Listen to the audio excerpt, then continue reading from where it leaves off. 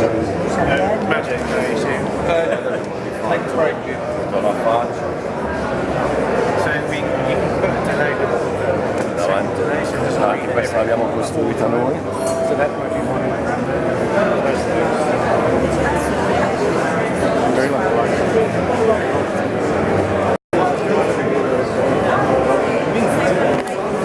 So at the Bike Shed show, it's day 2 for me, Saturday, and Deaf Machines of London have done it again with Kenzo.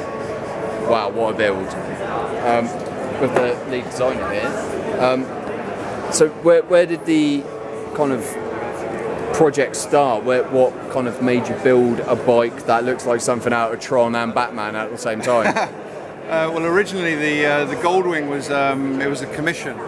Okay. But then the client had a change of circumstances and couldn't go through with it, so we bought the bike off him because we'd never done a Honda before, and it was like, okay, well, what can we do that's interesting here?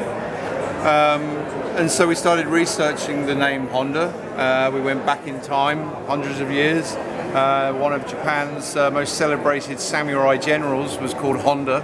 Mm-hmm. And so we started looking at samurai armor.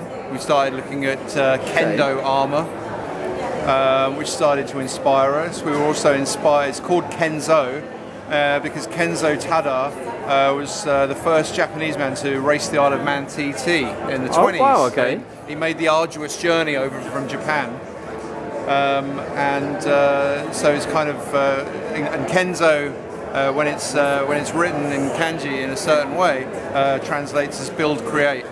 So oh, amazing. That all tied together, and so the entire styling of the bike right from the front, so we've got kind of like the blade at the front, which is kind of like the samurai sword, and then coming back through the various plates of armor and onto the seat where we have this this cross feature, which is kind of like the way the undergarments are worn underneath the samurai. Mm-hmm. And then obviously, you know, keeping it all very low key and black. We also have a carved speedometer, which is the sort of the soul of the bike. If I turn the lights on, then that all kind of comes to life.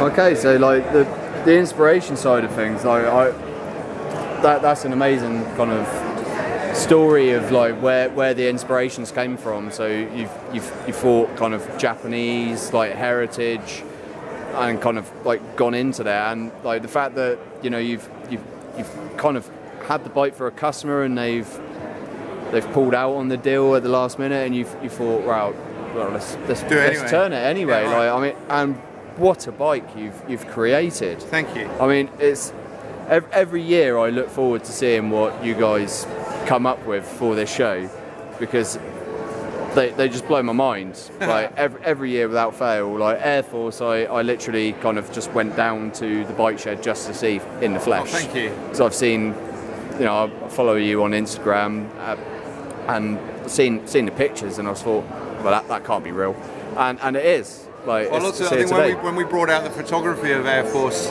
I think a lot of people thought they were renders. Yeah, I honestly did. I honestly thought the same. I thought that can't be something that is actually in real life. Yeah. You know, I thought, well, no, and it's at the bike shed, so I thought, oh, I'll have a look at this, because like I just didn't believe it, and I can't believe this. I came last night for the press night, and I thought, right, let's see what Deaf Machines of London got this year. Unfortunately, not ready, but today it's not disappointed. I'm so happy that like, you know, you guys have like taken the risk with, like, you know, doing something like a Honda, which is not something you guys have done before. It's so beautiful. Where do you guys go from here though? Like, you know, next year, like. No idea. I mean, we didn't know this was going to happen this year. So it's the business model is largely based around serendipity. Okay. Yeah. Okay. So we'll see what happens. I'm quite happy that this build's coming to an end, so that we can have a holiday and you know, a well-earned holiday. You know, evenings. You know, go out. Go out. Yeah. You know? So I was speaking to George earlier, and you were saying that you pretty much decided to do this at Christmas. Pretty much. Yeah. For this show. Yeah. for the big I reveal mean, for the show. We were aiming for the show. As to whether or not we hit it, that was another matter. What's more important is whether or not we've got an inspirational machine at the end of it, because it needs to. It needs to inspire. It needs to inspire us. There needs to be a point of doing it. We're not doing this for money. This is the worst business model ever. But that's really not what it's about. Oh, I don't know. Like, because I've been coming here since 2016, and 2016's bike shed show was very small compared to what it is today. And I think companies like yourself have inspired shed builders to amalgamate together and become companies. Right. So I think your Death Machines are probably like the godfathers of this business. Which is probably a little bit fanboy to say, but I think we're just we can't stop designing stuff. So whether it's bikes or T-shirts or posters or whatever, it's just like we just have to keep being creative. So we'll do that in any way we can. And some guy has just asked us to. He's just bought a 1960s Ford Mustang and has asked Death Machines to look at that for him.